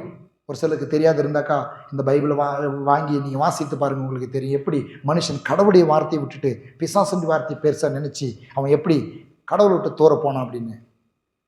கடவுளுடைய வார்த்தை கீழ்ப்படியில் பிசாசு வார்த்தை கீழ்ப்படிஞ்சான், பிசாசு வார்த்தையை எடுத்துக்கொண்டான், கடவுளுக்கு முதலிடம் இல்லை, கடவுளுடைய சமூகத்திட்ட அவன் தூரமானான். அடுத்து மத்தேயுக்கு வாங்க, புதிய ஏற்பாட்டுக்குள் மத்தேயு எழுதின சுவிசேஷத்துக்குள் எடுத்துக்காங்க. 4வது அதிகாரம் 1-7 வரலும் வாசிக்கிறேன். அப்பொழுது இயேசு பிசாசினால் சோதிக்கப்படுகிறதுக்கு ஆவியானவராலே வனாந்தரத்துக்கு கொண்டு போகப்பட்டார். அவர் இரவும் பகலும் 40 நாள் உபவாசமாக இருந்த பின்பு அவருக்கு பசி உண்டாயிற்று. அப்பொழுது சோதனைக்காரன் அவரிடத்தில் வந்து, நீ தேவனுடைய குமாரனையானால் இந்த கல்லுகள் அப்பங்களாகும்படி சொல்லும் என்றான். அவர் பிரதியுத்தரமாக, மனுஷன் அப்பத்தினால் மாத்திரமல்ல தேவனுடைய வாயிலிருந்து புறப்படுகிற ஒவ்வொரு வார்த்தையினாலும் பிழைப்பான் என்று எழுதியிருக்கிறது என்றார். அப்பொழுது பிசாசு அவரை பரிசுத்த நகரத்திற்கு கொண்டு போய் தேவாலயத்தின் உப்பரியின் மேல் அவரை நிறுத்தி, நீ தேவனுடைய குமாரனையானால் தாள குதியும், ஏனெனில் தம்முடைய தூதர்களுக்கு உம்மை குறித்து கட்டளையிடுவார், உன் பாதம் கல்லில் இடராதபடிக்கு அவர்கள் உம்மை கைகளில் ஏந்தி கொண்டு போவார்கள் என்பதாய் எழுதியிருக்கிறது என்று சொன்னான். அதற்கு இயேசு, உன் தேவனாகிய கர்த்தரையே பரீட்சை பாராதிருப்பாயாக என்றும் எழுதியிருக்கிறது என்றார். முதல் ஆதியாகமத்தில் 3:1-6 வரலும் வாசித்தது ஆதாம், உங்களுக்கு தெரியும், ஆதாம் ஏவாள், முதல் ஆதாம் ஏவாள். இந்த இயேசுவை குறித்து வேதத்தில் எழுதப்பட்டிருக்கிறது 2ஆம் ஆதாம் என்று சொல்லி. இவர் நமக்கு முன்னோடியாய் தேவனாக இருந்தார், தேவகுமாரனாக இருந்தார், மனுஷனாக வாழ்ந்தார், உங்களுக்கு எனக்கு ஒரு மாடலை வச்சு போனார் அப்படின்னு சொல்லி 1 பேதுரு புஸ்தகத்தில் சொல்லுது. மாதிரியை வச்சு போனார். என்ன மாடல் வச்சார்? இங்கேயும் 2 வார்த்தை வருது. என்ன வார்த்தை வருது? பிசாசின் வார்த்தை, தேவனுடைய வார்த்தை. அப்ப இவருக்கு தீர்மானிக்கிறார். என்ன தீர்மானிக்கிறார்? இயேசு என்ன தீர்மானிக்கிறார்? இல்லை, உன்னுடைய வார்த்தையை நான் எடுத்துக்க மாட்டேன், ஏன்னாக்கா தேவன் சொன்ன வார்த்தையை தான் படிச்சுக்குவேன் நான். இப்போ இதையே ஏவாள் சொல்லியிருக்கலாமா? இதே ஏவாள் சொல்லியிருக்கலாமா? ஏன்னா சொல்லலவ, தேவன் இப்படி சொல்லியிருக்கிறாருப்பா, நீ 1000 சொன்னாலும் நோ, தேவன் இப்படி சொல்லியிருக்கிறாரு. இவன் வந்து அதே மாதிரி டெக்னிக் யூஸ் பண்ணுறான் பாருங்க. இப்படி எழுதி இருக்கிறதே வசனத்தையே கோட் பண்ணுறான். அதே மாதிரி நன்றாய் புரிந்து கொள்ளுங்க. பிசாசு ஏதோ புதுசாக கண்டுபிடிச்சு கொண்டுட்டு வரான் அப்படின்னு நினைக்காதீங்க. பிசாசு ஏற்கனவே கடவுள் சொல்லியிருக்கிற வார்த்தைகள், கடவுள் வைத்திருக்கிறதான காரியங்களையே திரித்து, அதாவது முறுக்கி திருப்பி உங்களுடைய புத்திக்கு அது எட்டுகிற அளவில் கொண்டு வந்து அதை தவறாய் காண்பிக்கிறது தான் பிசாசுடைய வேலையாக இருக்கிறது. ஏன்னா ஒரு ஊழியக்காரர் இப்படி சொன்னார், பயம்னு சொன்னால் என்ன அப்படின்னாக்கா, பயம் புதுசாக அவன் கண்டுபிடிச்ச ஒன்று கிடையாது, விசுவாசத்துக்கு ஆப்போசிட் தான் பயம் அப்படின்னு சொன்னார். விசுவாசத்துக்கு ஆப்போசிட் என்னது? விசுவாசித்தான். அதனால்தான் விசுவாசிக்கிறவன் பதறான். விசுவாசிக்கிறவன் என்ன பண்ண மாட்டான்? பதறான். அப்போ விசுவாசம் இருந்தால் பயம் இருக்காது, பயம் இருந்தால் விசுவாசம் இருக்காது. அப்போ ஆப்போசிட் பண்ணுகிறான் பாருங்க. அந்த வார்த்தையை இப்படி எழுதியிருக்கிறதேன்னு சொல்கிறான். அவர் சொல்கிறாரு, இல்லைப்பா, மனுஷன் அப்பத்தினால் மாத்திரமல்ல தேவனுடைய வாயிலிருந்து புறப்படுகிற ஒவ்வொரு வார்த்தையினாலும் பிழைப்பான் என்று எல்லாம் சொல்லுங்க எழுதியிருக்கிறத. வார்த்தைக்கு முக்கிய முதலிடம் கொடுக்குறாரு. 2 எஜமான கூலியும் செய்ய முடியாது என்னால். நான் பிதாவாகிய தேவனுடைய வார்த்தையை மாத்திரம் நம்புகிறேன். ஏசு என்ன சொன்னார் அதை மாத்திரம் நம்புகிறேன். அவரையே நம்புகிறேன். நான் அவருடைய வார்த்தைக்கு முதலிடம் கொடுக்குறேன். அவருடைய வார்த்தைக்கு முதலிடம் கொடுக்குறேன். அவருக்கு முதலிடம் கொடுக்குறார். வார்த்தைக்கு முதலிடம் கொடுத்தா அவருக்கு முதலிடம் கொடுத்தா மாதிரி அவருடைய எந்த சூழ்நிலை பாருங்க. இப்படி தான் ஒவ்வொரு மனுஷனுக்கும், அந்த உலகத்தில் இருக்க ஒவ்வொரு மனுஷனுக்கும் வர சோதனை இப்படி தான். பிசாசு கொண்டு வர சோதனை அவ்வளோதான். அவன் கிறிஸ்துவனாக இருக்கலாம், கிறிஸ்துவ நல்லாதவனாக இருக்கலாம், இயேசு நம்பலாம், நம்பாதவனாக இருக்கலாம். பிசாசு எல்லாரையும் பாவத்துக்குள்ளாக அடைச்சி வைக்கிறது இந்த ஒரு மெத்தட் தான். என்ன மெத்தடு? கர்த்தர் உண்டு பண்ணி நித்தியை கொண்டு வந்து, அடா இது என்ன சொல்ல ஒரு சில பேர் சொல்கிறாங்க, அடா என்ன செஞ்ச என்ன, தலையோட முடிவிட்டு எல்லாம் போயிடுது. எப்படி திரிச்சிருக்கான் பாருங்க. சரீரத்தில் என்ன பாவம் செஞ்சானா, வாயில் என்னத்துக்கு தீ வார்த்தையில் பேசினா என்ன, போய் தலையோட தண்ணி வாத்துக்கிட்டு 2 ஏதோ ஒன்று செஞ்சிட்டாக்கா எல்லாம் சுத்தாயிருது. எப்படி திரிச்சிருக்கிறான் பாருங்க. இயேசுவின் ரத்தம் எல்லாத்தையும் கழுவுதுன்னு நாம் சொல்கிறோம். பிசாசு எப்படி திரிச்சு வச்சிருக்கிறான்? தண்ணி ஊற்றி கழுவுனாக்கா எல்லாம் சொத்தாகுதுன்னு சொல்லி திரிச்சு வச்சிருக்கிறான். ஆனால் கடவுளுடைய வார்த்தைக்கு முதலிடம் கொடுக்கும் பொழுது வாழ்க்கையில் ஜெயம், வெற்றி, முன்னேற்றம் எல்லாம் உண்டாகிறது. இயேசு அதை செய்தார். உன் தேவனாகிய கர்த்தர் ஒருவருக்கே ஆராதனை செய்வாயாக என்றும் எழுதியிருக்கிறது. உன் தேவனாகிய கர்த்தரை பரீட்சை பாராதிருப்பாயாக என்றும் எழுதியிருக்கிறது.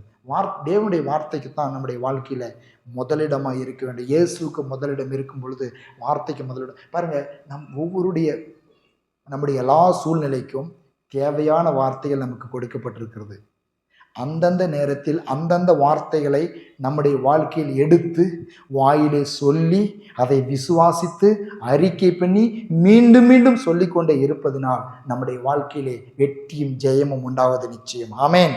எவ்வளோ நல்ல தெய்வம் பாருங்கள். நம்மகிட்டயே வெற்றியை கொடுத்துட்டாரு, நம்மகிட்டயே ஜெயத்தை கொடுத்துட்டாரு. இன்னைக்கு அநேகர் அது நினைக்கிறதே கிடையாது. என்னங்க, நான் கடவுள் நம்புகிறேன், சமயம் இருந்தால் நான் போய் ஜெபத்துக்கு போகிறேன், டைம் இருந்தால் போகிறேன்.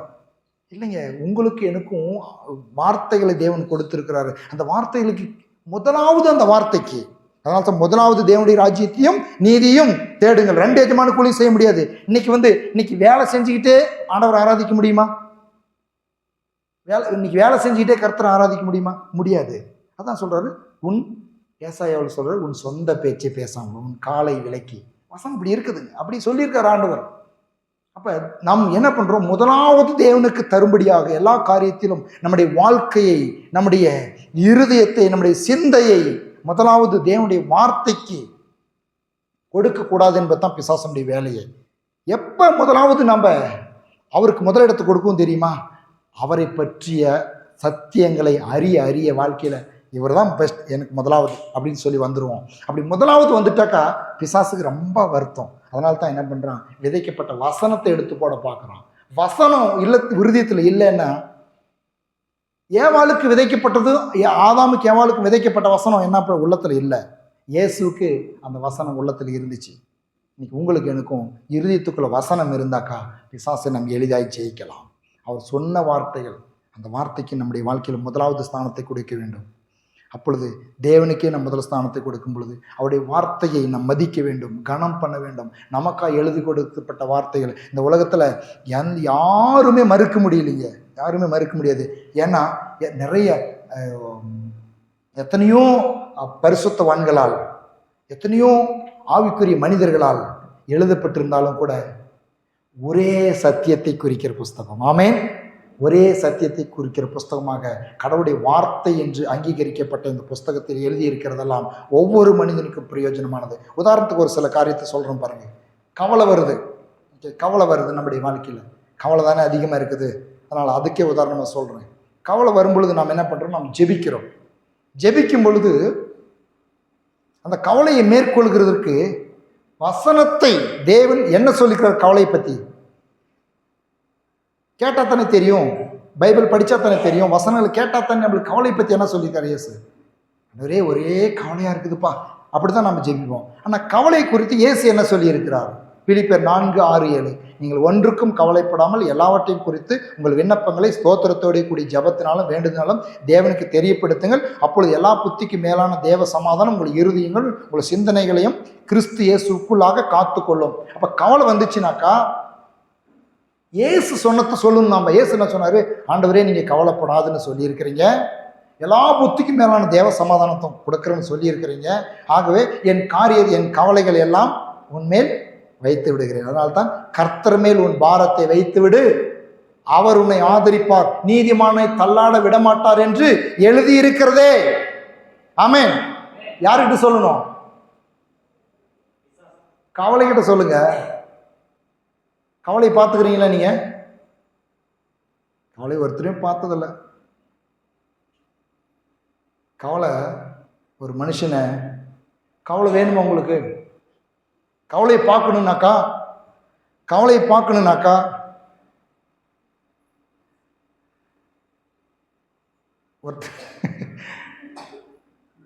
நான் என்ன சொல்கிறதுனாக்கா, கவலையை பார்க்கணுன்னாக்கா கவலை பேய் எல்லாம் ஒன்று தான். உங்கள் வீட்டில் சண்டை வருது இல்லையா, கணவன் மனைவிக்கு பிள்ளைங்களுக்குலாம் சண்டை வருது இல்லையா, அப்போ போயிட்டு கண்ணாடி முன்னால் போய் பாருங்கள். கண்ணாடி முன்னால் போய் நிச்சாக்கா அந்த கண்ணாடியில் தெரியுது தான் கவலை பேய் பிசாசு எல்லாம். அத்தான் எங்கே இருக்குது? இங்கேயே இருக்குது, நம்ம மூஞ்சிலேயே இருக்குது, நம்ம உள்ளத்திலே இருக்குது. அதுதான் கவலை. கவலைப்படும் பொழுது அவங்க மூஞ்சிலே தெரிஞ்சு போயிருங்க. நீங்கள் பார்த்ததுமே யாரோ ஒருத்தர் எனக்கு ரொம்ப கவலையாக இருக்கிறீங்களாட்டு அப்படின்னு சொல்கிறீங்க இல்லையா? எப்படி கண்டுபிடிக்கிறீங்க? மூஞ்சி பார்த்து கண்டுபிடிக்கிறீங்களே. அப்போ நீங்கள் கவலை நான் எனக்கு கவலை பார்க்கணும்னா நான் என்ன பண்ணோம்? கண்ணாடி மேலே போய் நினச்சி பார்த்து தீர்ந்துச்சு. எனக்கு கொடுக்குற பேயை பார்க்கணுன்னா நான் என்ன பண்ணணும்? எனக்கு கோவம் வரும் பொழுது, கசப்பு வரும் பொழுது, மற்றவங்க மேலே பொறாமல் வரும் பொழுது கண்ணாடி நினச்சி தீர்ந்து போச்சு. அதே தான் பேய், கசப்பு, கவலை எல்லாம். அப்போ அந்த கவலையை பார்த்து பேசுங்க. அதுதான் சங்கீதக்காரனாக இருக்க தாவீது அடிக்கடி என் ஆத்மாவே நீ ஏன் கலங்குகிறாய்? ஆத்மாவை பார்த்து பேசுகிறாங்க. மத்திய 7:8-11 சொல்லிகிட்டே போகலாம் நான். ஏனென்றால் கேட்கிறவன் எவனும் பெற்றுக்கொள்கிறான், தேடுகிறவன் கண்டடைகிறான், தட்டுகிறவனுக்கு திறக்கப்படும். உங்களில் எந்த மனுஷனாயிலும் தன்னிடத்தில் அப்பத்தை கேட்கிற தன் மகனுக்கு கல்லை கொடுப்பானோ, மீனை கேட்டால் அவனுக்கு பான்பை கொடுப்பானோ. ஆகையால் பொல்லாதவர்களாகி நீங்கள் உங்கள் பிள்ளைகளுக்கு நல்ல ஈவுகளை கொடுக்க அறிந்திருக்கும் பொழுது பரலோகத்தில் இருக்கிற உங்கள் பிதா தம்மிடத்தில் வேண்டிக் கொள்கிறவர்களுக்கு நன்மையானவைகளை கொடுப்பது அதிக நிச்சயம் அல்லவா? ஆமென். இப்படிப்பட்ட வார்த்தைகள் உள்ளத்திலிருந்து வந்துச்சுனாக்கா, கவலை முன்னால் இந்த வார்த்தைகள் எடுத்து வச்சாக்கா, கவலை முன்னால இந்த வார்த்தைகள் எடுத்து சொன்னாக்கா கவலை இருக்குமா? சொன்னாத்தானே இருக்கும், சொன்னாத்தானே போவோம், சொல்லலைன்னா அப்படியே இருக்கும். சரி, சோர்வாக இருக்குதுங்க என் வாழ்க்கையில். நான் சீக்கிரமாக சொல்லிட்டு போகிறேன், நீங்கள் கற்றுக்காங்க. எல்லாருக்கும் இது ஒரு டீச்சிங் மாதிரி. சோர்வாக இருக்குதுங்க என் வாழ்க்கையில். ஏசாயா 40:29-30-31 வாசிக்கிறேன். பூமியின் கடையாந்திரங்களை சிருஷ்டித்த கர்த்தராகிய அநாதி தேவன் சோர்ந்து போவதும் இல்லை, இலைப்படுவதும் இல்லை. இதை அறியாயோ? இதை நீ கேட்கவில்லையோ? அவருடைய புத்தி ஆராய்ந்து முடியாது. சோர்ந்து போகிறவனுக்கு ஒரு பலன் கொடுத்து சத்துவம் இல்லாதவனுக்கு சத்துவத்தை பெருக பண்ணுகிறார். இளைஞன் இலைப்படைந்து சோர்ந்து போவார்கள், வாலிபரும் இடரை விடுவார்கள். கர்த்தருக்கு காத்திருக்கிறவர்களோ புதுபலன் அடைந்து கழுகுகளைப் போல செட்டைகளை அடித்து எழும்புவார்கள். அவர் ஓடினாலும் இலைப்படையார், நடந்தாலும் சோர்ந்து போகார்கள் என்று எழுதியிருக்கிறதே. ஆமென். எதுக்கிட்டு பார்த்து சொல்லணும்? எதை பார்த்து சொல்லுவீங்க? எதை பார்த்து சொல்றீங்க? சொல்லுங்க. சோர்வு பார்த்து இப்படி சொல்றீங்க. சங்கீதம் 18:1-3 என் பலனாகி கர்த்தாவையும் அன்பு கூறுகிறேன். கர்த்தரின் கண்மலையும் என் கோட்டையும் என் இரட்சகரும் என் தேவனும் நான் நம்பியிருக்கிறேன். துருகமும் என் கேடகமும் என் இரட்சணி கொம்பும் என் உயர்ந்த அடைக்கலமாய் இருக்கிறார். துதிக்கு பாத்திராகி கர்த்தரை நோக்கி கூப்பிடுவேன். ஆதலால் என் சத்துருக்கு நீங்களாக்கி ரட்சிக்கப்படுவேன் என்று எழுதியிருக்கிறதே. எதை பார்த்து சொல்றீங்க? சோர்வு பார்த்து சொல்றீங்க. நான் எதுக்கு இதை கற்றுக் கொடுக்குறேன்னாக்கா, ஒவ்வொரு மனுஷனுடைய வாழ்க்கையிலும் ஒவ்வொருவரும் தேவனுடைய வார்த்தைகளை தங்களுடைய வாழ்க்கையில் முதலாவது வைத்து வெற்றி அடையலாம். அல்லேலூயா. இல்லைங்க எனக்கு ஒன்றும் புரியுறது இல்லைங்க, எனக்காக நீங்கள் ஜெபம் பண்ணுங்க, எனக்கு விடுதலை வேண்டும்னாக்கா ஜெபிக்கிறோம், விடுதலை உண்டாகும். கொஞ்ச நேரம். இது ஆப்ரேஷன் பண்ணுற மாதிரி நிரந்தரமான தீர்வு. எப்போ வேணாலும் நீங்கள் பயன்படுத்தி கொள்ளலாம். அதனால தான் சில பேர்த்துக்கு சில எக்யூப்மெண்ட்டு, ஒரு சில உபகரணங்களை கொடுத்துருவாங்க டாக்டருங்க. ஒவ்வொருத்தக்கையும் நீங்கள் ஆஸ்பத்திரிக்கு ஒடியார முடியாது. நீங்கள் அங்கேயே இன்ஜெக்ஷன் போட்டுக்கோங்க. அங்கேயே, ஏன்னா இன்ஜெக்ஷன் போடுறது டாக்டர் தான் போடணும் இல்லையா? அவங்களுக்கு வேற யாரும் நர்ஸு டாக்டர் தான் போடணும். ஆனால் பேஷண்ட்டே போட்டுக்க சொல்லுவாங்க. என்ன சொல்லுவாங்க? நீங்களே போட்டுக்கோங்கன்னு சில நோய்களுக்கு இன்ஜெக்ஷன் கொடுத்து அனுப்புவாங்க தானே. அது மாதிரி நீங்கள் நினைக்கிறீங்க ஒவ்வொரு தடையும் பாசிட்டிவே வந்து ஊசி போட்டு போகலான்னு நினைக்கிறீங்க. நான் என்ன பண்ணுறேன்? ஊசி உங்கள் கையிலே கொடுத்து அனுப்புகிறேன். ஆமென். ஹல்லேலூயா. இது நீங்களே போட்டுக்கலாம் வீட்டில். கவலை வரும் பொழுது, சோர்வு வரும் பொழுது. சரி, வியாதி வந்துருச்சு, அப்பயும் பாஸ்டர் தானே ஓடியாரணும். வாங்க, உங்களுக்காக ஜெபிக்கிறோம், ஃபோனில் ஜெபிக்கிறோம், வந்தால் ஜெபிக்கிறோம், இல்லைன்னு சொல்லலை. ஆனால் நான் என்ன பண்ணுறேன்? வியாதி குணமாகறதுக்கான மருந்து ஊசியை உங்கள் கையிலே கொடுத்தும் அனுப்புகிறேன். ஒவ்வொருத்தருக்கும் நைட்டு 12 மணிக்கு வியாதி வந்து தள்ளம் வந்துருச்சு. பாஸ்டர் வர முடியுமா? வர முடியாது. அப்போ என்ன பண்ணணும்? நீங்களே ஊசி போட்டுக்கலாம், அதை கொடுத்து அனுப்புகிறேன். இப்படி தான் ஒவ்வொரு காரியத்துக்குமே.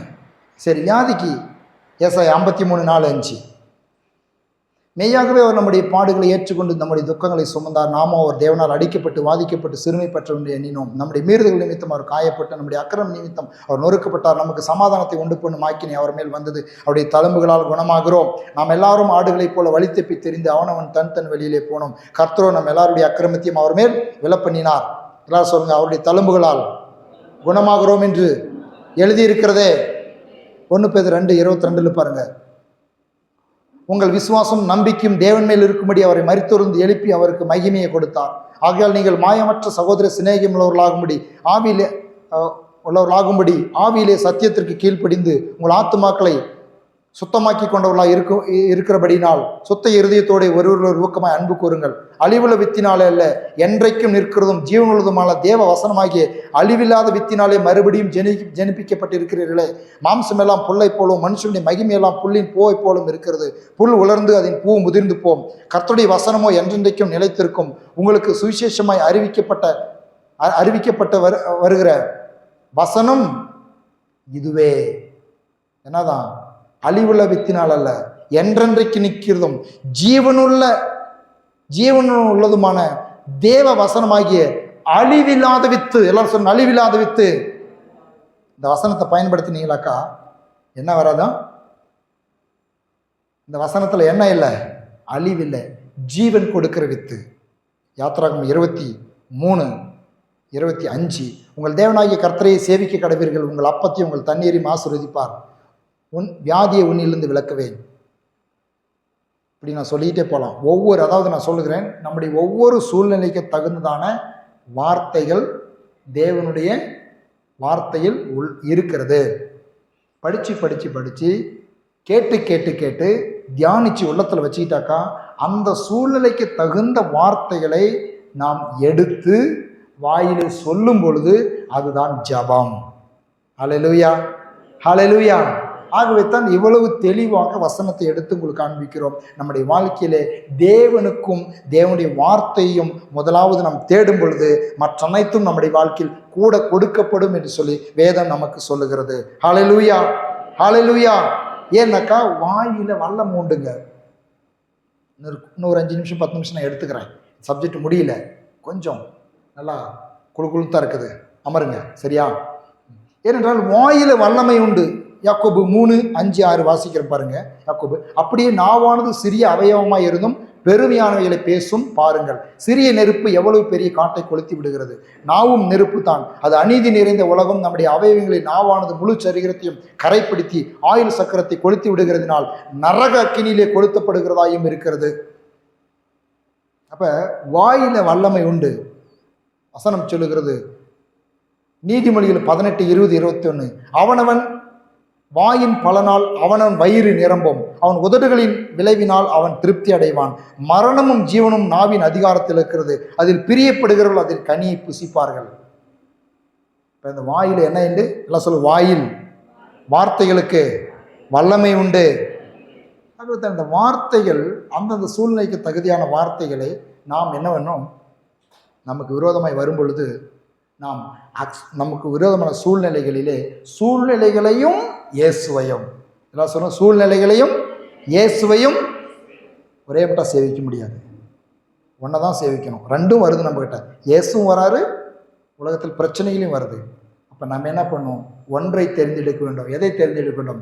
இயேசுவையும் அவருடைய வார்த்தையும் தெரிந்தெடுத்து இயேசுவுக்கும் அவருடைய வார்த்தைக்கும் முதலிடம் கொடுக்கும் பொழுது சூழ்நிலைகள் மாறுகிறதா இருக்கிறது. சூழ்நிலைகள் மாறுது. அது எப்படி பயன்படுத்துறது தான் நான் சொல்லிக் கொடுத்தேன்.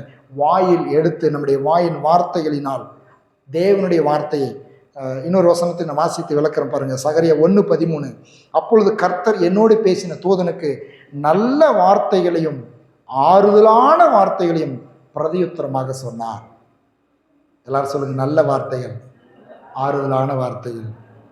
சிலர்லாம் அவங்க கணவன் கிட்ட இருந்து, மனைவி கிட்ட இருந்து, பிள்ளைங்க கிட்ட இருந்து, உறவுகிட்ட இருந்து நல்ல வார்த்தை வராதா, ஆறுதலான வார்த்தை வராதா அப்படின்னு சொல்லி ஏங்கி நிற்கிறாங்க.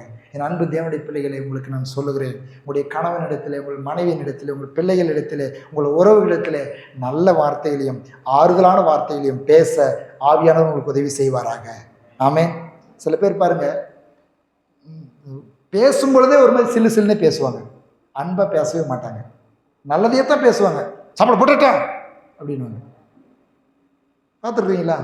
தப்பு ஒன்றும் இல்லை, ஆனால் பேச கற்றுக்கல. ஆவியான உள்ளத்தை பக்குவப்படுத்த வராங்க. என்னங்க சாப்பாடு போட்டுட்டுங்களா அப்படின்னு கேட்டுட்டு எனக்கு குறைஞ்சா போயிடும். சாப்பாடு போட்டுட்டா அப்படின்னாங்க, அதே வார்த்தை தான். அதான் பாருங்க, சகரியா 1:13 எடுத்துக்காங்க உங்களுக்கு. அப்படிப்பட்ட உள்ள இருந்துச்சுன்னா, ஆண்டவரே நல்ல வார்த்தையும் ஆறுதலான வார்த்தையும் பிறர் கேட்க பேச எனக்கு உதவி செய்வீராக. ஹல்லேலூயா. எப்படி பேசுகிறோம்? நம்முடைய வாயிலிருந்து வார்த்தை எப்படி வருது? உங்கள் கஸ்டமர்கிட்ட எப்படி பேசுகிறீங்க? உங்கள் கடைக்கு வரவங்கிட்ட எப்படி பேசுகிறீங்க? உங்கள் பிள்ளைங்கிட்ட எப்படி பேசுகிறீங்க? உங்களுடைய சொந்தக்காரர்கிட்ட எப்படி பேசுகிறீங்க? நல்ல வார்த்தையும் ஆறுதலான வார்த்தையும் பேச முடியுதா? ஏன்னா வார்த்தைக்கு வல்லம் உண்டுங்க. நீங்கள் நல்ல வார்த்தையே நியாயமான வார்த்தையே கொஞ்சம் டப்பாக பேசி பாருங்க. என்ன சொல்கிறாங்க? ஐயோ என் மனசு எல்லாரும் தெரியாதவங்க மாதிரி உட்காந்துட்டு இருக்கிறீங்க, எல்லாத்துக்கும் தெரியும். என் மனசு புண்ணாகி போச்சுன்றாங்க. எங்கே புண்ணாச்சு? எங்கே புண்ணாச்சு? எப்படி புண்ணாச்சு மனசு? ஆமாம், அவங்க சொன்ன வார்த்தையில் என் மனசு புண்ணாகி போச்சு. அப்போ வார்த்தை மனசு புண்ணு பண்ணுதா? எந்த வார்த்தை? நம்ம வாயிலிருந்து போகிற வார்த்தை, ஒரு மனுஷனுடைய வார்த்தை. அப்போ மனுஷனுடைய வார்த்தை, நம்ம வாயிலிருந்து போகிற வார்த்தை ஒரு மனுஷனு புண்ணு பண்ணுச்சுனாக்கா, கர்த்தர் சொல்லி அந்த வார்த்தையை நம் வாயில் எடுத்து பேசினா அது எந்த அளவுக்கு பாதிப்பு உண்டு பண்ணும்? ஹல்லேலூயா, ஹல்லேலூயா. பிசாசுக்கு இடம் கொடாமல் இருங்கள். திருடுகிறவன் நீ திருடாமல் குறைச்சொல்வனுக்கு கொடுக்கத்தக்கதாக தனக்கு உண்டாயிருக்கும்படி தன் கைகளினால் நலமான வேலை செய்து பிரயாசப்பட கடவன். கெட்ட வார்த்தை ஒன்றும் உங்கள் வாயிலிருந்து புறப்பட வேண்டாம். பக்தி விருத்திக்கு எதுவான நல்ல வார்த்தை உண்டானால் அதுவே கேட்கிறவர்களுக்கு பிரயோஜனம் உண்டாகும்படி பேசுங்கள். ஹல்லேலூயா. அன்றியும் நீங்கள் மீட்கப்படும் நாளுக்கென்று முத்திரையாய் பெற்ற தேவனுடைய பரிசுத்தாவை துக்கப்படுத்தாதீர்கள். சகலவிதமான கசப்பும் கோபமும் மூர்க்கமும் கூக்குரலும் தூஷணும் மற்ற எந்த துர்க்கணமும் உங்களை விட்டு நீங்க கடவுது. ஒருவருக்கொரு தயவாயும் மன உருக்கமாயும் இருந்து கிறிஸ்துவுக்குள் தேவன் உங்களுக்கு மன்னித்தது போல நீங்களும் ஒருவருக்கொருவர் மன்னியுங்கள். ஆமென். அப்படின்னா என்ன சொல்றாரு? பரிசுத்தாவை எதனால துக்கப்படுத்தணுமா? எதனால துக்கப்படுத்தினாக்கா வார்த்தையினால. வேண்டாத வார்த்தைகளை பேசும்பொழுது பாருங்க, ஒரு சொல் கெட்ட வார்த்தை ஒன்று உங்கள் வாயிலிருந்து புறப்பட வேண்டும். நம்ம யாரும் கெட்ட வார்த்தைகளை பேசுறதில்ல, கெட்ட வார்த்தைகள்லாம் நம்ம உபயோகப்படுத்துறதில்ல. இப்பெல்லாம் என்ன தெரியுமா? யாருமே கெட்ட வார்த்தை பேசுறதில்ல, எல்லாம் மாறிட்டாங்க. ஏன் தெரியுமா? கெட்ட வார்த்தை பேசணும்னு ரெக்கார்ட் ஆகுது. என்னாவது? சண்டையில் கூட கெட்ட வார்த்தை பேசுறது இப்போலாம் நான் பார்த்துருக்கேன். கெட்ட வார்த்தை பேசணும் என்ன பண்ணிக்கிறாங்க? ரெக்கார்டு பண்ணி கொண்டு போய் போலீஸ் ஸ்டேஷனுக்கு கொடுத்துட்றான். மாட்டிக்கிறீங்களா? ஆனால் ஒன்று, பரிசுத்தாவினர் துக்கப்படுறாரு நம்ம வார்த்தையினால. அளவான வார்த்தைகளையும் பாருங்கள், பிரயோஜனமான வார்த்தைகள், தயவான வார்த்தைகளை பேச ஆண்டவர்கிட்ட கேளுங்க. ஆண்டவரே, அவரை என்ன பண்ணாராம்? இயேசு குறித்து சொல்லும் பொழுது அவருடைய வாயிலிருந்து கிருபையுள்ள வார்த்தைகள் புறப்பட்டது. சொல்லுங்க, எப்படி வார்த்தைகள்? அப்பா, உங்கள் ஃப்ரெண்டுங்கிட்ட, உங்கள் சொந்தக்காரர்கிட்ட, கணவன் மனைவி பிள்ளைகள், உங்கள் கஸ்டமர் கடைக்கு வரங்கிட்ட எப்படி வார்த்தை பேசுங்க? நல்லா அவங்கள இருதயத்தை மகிழ் பூரி பார்க்குற வார்த்தைகளை பேச ஆவியானவர் உங்களுக்கு உதவி செய்வாராக. ஆமேன். ஒரு சில இடத்துல ஒரு சில இடங்களில் கூப்பிடுவாங்க, எங்கள் சில நேரம் உட்காந்து பேசிட்டு இருப்பாங்க, உங்கள்கிட்ட பேசுனா கொஞ்சம் ஆறுதலாக இருக்குது. அப்படி கூப்பிட்றாங்களா? வந்துட்டாம்பா சாமி, இவங்க உங்கள்கிட்ட தப்பிச்சா போதுன்னு நினைக்கிறாங்களா? சில பேர் வந்துட்டாம்பா சாமி, இவங்கள்ட்ட தப்பிச்சா போதுன்னு சில பேர் நினைப்பாங்க. சில பேர் ஐயோ வாங்க சில நேரம் உட்காருங்க, ஒரு டீ குடிப்பீங்க, எங்க கூட பேசினா கொஞ்சம் ஆறுதலாக இருக்குது. ஏன்னாக்கா நல்ல வார்த்தைகளை பேசுகிறோம், ஆறுதலான வார்த்தைகள் பேசுகிறோம், நல்ல ஒரு தமாஷான வார்த்தைகளை பேசி அவங்களை சந்தோஷப்படுத்துகிறோம். அதே நேரத்தில் காயமும் படுத்தலாம். வார்த்தைக்கு அவ்வளோ வல்லமை உண்டு. ஆகவே நல்ல வார்த்தைகளை நாம் பேசுவோம். நல்ல வார்த்தைகளுக்கெல்லாம் நல்ல வார்த்தை தேவனுடைய வார்த்தை. ஹல்லேலூயா. அழிவில்லாத வித்து, இந்த வார்த்தையை அதிகமாக பேசுங்க. நான் தனிப்பட்ட வாழ்க்கையில் அனுபவிச்சது, நான் வேலைக்கு போகிற இடத்துலையோ இல்லை மற்ற இடத்துலையோ அதிகமாக உலகத்தின் வார்த்தைகளை பேசிட்டு வந்துனாக்கா அந்த நாளில் எனக்கு கொஞ்சம் ஏதோ டல்லாக ஃபீல் பண்ணுவேன். ஆனால் அதிகமாக பேசுகிற மக்கள் மத்தியில் கடவுளை பற்றியும் அவருடைய அற்புதத்தை பற்றியும் நன்மைகளை பற்றியும் நல்லதை பற்றியும் பேசிட்டு வந்தனாக்கா பொழுதாவ கொஞ்சம் ஏதோ எனர்ஜியாக ஃபீல் பண்ணுவேன். அது தனிப்பட்ட வாழ்க்கையில் ஃபீல் பண்ணுது. உங்களுக்கு எப்படியே தெரில. அதனால தான் அதிகமாக கடவுளை பற்றி பாருங்கள், அங்கே ஒரு வார்த்தை எழுதப்பட்டிருக்குது. நான் வாசித்து நான் ஜெபித்து முடிக்கிறேன். அப்போஸ்தலர் நடவடிக்கைகள் 2:11 கிரேத்தரும் அரபியருமாகிய நாம் நம்முடைய பாஷைகளிலே இவர்கள் தேவனுடைய மகத்துவங்களை பேச கேட்கிறோமே. எல்லாம் சொல்லுங்கள், தேவனுடைய மகத்துவம். நீங்கள் எங்கே பேசினாலும் எங்கே இருந்தாலும் அங்கே தேவனுடைய மகத்துவத்தை பேசாத விட்டுறாதீங்க. ஹல்லேலூயா, ஹல்லேலூயா. தேவனுக்கு முதலிடம் கொடுக்கிறது. அது எங்கே பேசினாலும் என்னத்தை பேசணும்? வாயிலிருந்து தேவனுடைய மகத்துவங்களை பேசுகிறாங்களாம். தேவனுடைய மகத்துவங்களை பேசுறதுக்கு, நாள் முழுவதும் பேசிக்கொண்டே இருப்பதற்கு, தேவனுடைய மகத்துவங்களை பேசிக்கொண்டே இருப்பதற்கு கொடுக்கப்படுகிறது தான் தேவனுடைய அபிஷேகத்தினால் கிடைக்கிற அந்நிய பாஷை. ஹல்லேலூயா. இதில் தான் தேவனுடைய மகத்துவங்களை அதிகமாக பேச முடியும். அதில் நம்முடைய சொந்த பாஷையில கூட தேவனுடைய மகத்துவங்களை பேச முடியும். தேவனுடைய வார்த்தைகளுக்கு முதலிடம் கொடுப்போம், இயேசுக்கு முதலிடம் கொடுப்போம். வாழ்க்கையில் ஆவி, ஆத்மா, சரீரத்தில் பரிபூர்ண நன்மைகளை நாம் பெற்று வாழ முடியும். தேவனுடைய வார்த்தைகளை நாம் முதலாவது வைப்போம். வாழ்க்கையில் தேவனுடைய வார்த்தை தான் முதலாவது. இல்லை சொல்ல, தேவனுடைய வார்த்தை தான் முதலாவது. எழுந்து நிற்போம், எழுந்து நிற்போம். தேவனுடைய வார்த்தை முதலாவது நாம் ஏற்றுக்கொண்டு அதை விசுவாசித்து அறிக்கை பண்ணி நம்முடைய வாழ்க்கையில் வெற்றியாய் வாழ பரிசுத்த ஆவியானவர் உதவி செய்வாராக. பாருங்க, தேவனுடைய வார்த்தை நம்மை குறித்து என்ன சொல்கிறது, என்ன சொல்றார் அவர் சொல்றதை அப்படியே செய்வார். நம்மளை குறித்து என்ன சொல்லுகிறார்? ஏசாயா 40:41 10-20 வரலும் இந்த நேரத்தில் அறிக்கை பண்ண போகிறோம். அவர் சொல்லுகிறார், அவர் சொன்ன வார்த்தையே நம் வாயில் நம்ம சொல்ல போகிறோம். அவர் யாருக்கு சொன்னார்? நமக்கு சொல்லி இருக்கிறார். ஆண்டவரே, இந்த வார்த்தையில் என்னுடைய வாழ்க்கையில் நிறைவேறுவதாக என்ற விசுவாசத்தோடு கூட இந்த வார்த்தை என்னோடு கூட சேர்ந்து சொல்லுங்க. நீ பயப்படாதே, நான் உன்னுடனே கூட இருக்கிறேன். திகையாதே, நான் உன் தேவன். நான் உன்னை பலப்படுத்தி உனக்கு சகாயம் பண்ணுவேன். என் நீதியின் வலதுகரத்தால் உன்னை தாங்குவேன். இதோ உன்மேல் எரிச்சலாயிருக்கிற யாவரும் வெட்கி லட்சை அடைவார்கள். உன்னோடே வழக்காடுகிறவர்கள் நாசமாகி ஒன்றுமில்லாமல் இல்பொருளாவார்கள். உன்னோடே போராடினவர்களை தேடியும் காணாதிருப்பாய். உன்னோடே யுத்தம் பண்ணின மனுஷர் ஒன்றுமில்லாமல் இல்பொருளாவார்கள்.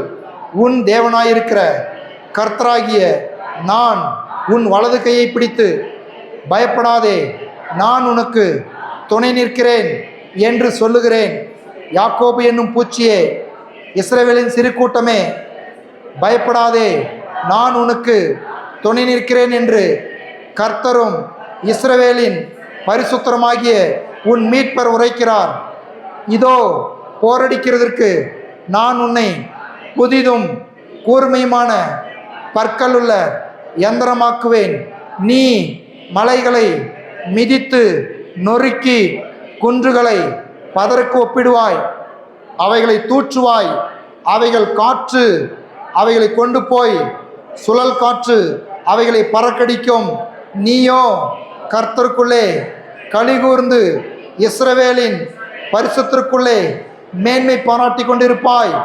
சிறுமையும் எளிமையுமானவன் தண்ணீரை தேடி அது கிடையாமல் அவர்கள் நாவு தாகத்தால் வரலும்போது கர்த்தராகிய நான் அவர்களுக்கு செவி கொடுத்து இஸ்ரவேலின் தேவனாகிய நான் அவர்களை கைவிடாதிருப்பேன். உயர்ந்த மேடுகளிலும் ஆறுகளிலும் பள்ளத்தாக்குகளிலும் நடுவே ஊற்றுகளை திறந்து வனாந்தரத்தை தண்ணீர் தடாகமும் வறண்ட பூமியை நீர்க்கேணிகளுமாக்கி வனாந்தரத்திலே கேதுரு மரங்களையும் சித்தீம் மரங்களையும் மிருதி செடிகளையும் ஒலிவ மரங்களையும் நட்டு அவாந்திர வெளியிலே தேவதார விருட்சங்களையும் பாய்மர விருட்சங்களையும் பொன்னை மரங்களையும் உண்டு பண்ணுவேன். கர்த்தருடைய கரம் அதை செய்தது என்றும் இஸ்ரவேலின் பரிசுத்தர் அதை படைத்தார் என்றும் யாவரும் கண்டு உணர்ந்து சிந்தித்துக் கொள்வார்கள். அன்பின் ஆண்டவரே, இப்பொழுது அறிக்கை பண்ணின உம்முடைய வாக்குத்தத்தங்களின்படியே உன் பிள்ளைகள் ஒவ்வொருடைய வாழ்க்கையிலும் இயேசுவின் நாமத்தில் நிறைவேற்றப்படுவதாக. வார்த்தையை முதலாவது வைத்து, இயேசுவை முதலாவது வைத்து தங்கள் வாயில் அறிக்கை பண்ணி இந்த வாக்குத்தத்தங்களை விசுவாசத்தோடு அறிக்கை பண்ணின ஒவ்வொருடைய வாழ்க்கையிலும் இயேசுவின் நாமத்தில் இந்த வாக்குத்தத்தங்கள் அப்படியே நிறைவேறுவதாக என்று பிதா குமாரன் பரிசுத்தாவின் நாமத்தில் ஊழியக்காரனாய் இருக்கிற நான் ஆசீர்வாதத்தை கூறுகிறேன். சமாதானம் உண்டாவதாக, விடுதலை உண்டாவதாக, சுகம் உண்டாவதாக, வெற்றி உண்டாவதாக, வாழ்வு உண்டாவதாக. கர்த்தர் எவ்வளவு நல்லவர் என்பதை இவருடைய வாழ்க்கையில் ருசிக்கத்தக்கதாய் உம்முடைய வார்த்தைகளை ஒவ்வொரு பிள்ளைகளுடைய வாழ்க்கையிலே நீர் நிறைவேற்றுவீராக.